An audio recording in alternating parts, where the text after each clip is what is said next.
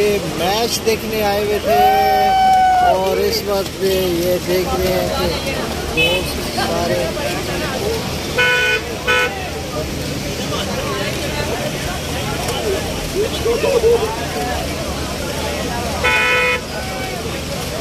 Rawalpindi stadium से ये दोस्त आ रहे हैं सारे और तकरीबन सब के जूते बिल्कुल ईद के अब नए ही डालेंगे इंशाल्लाह।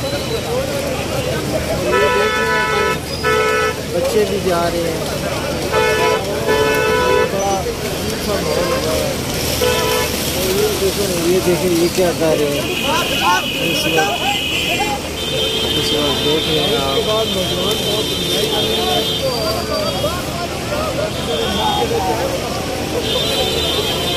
मस्तियाँ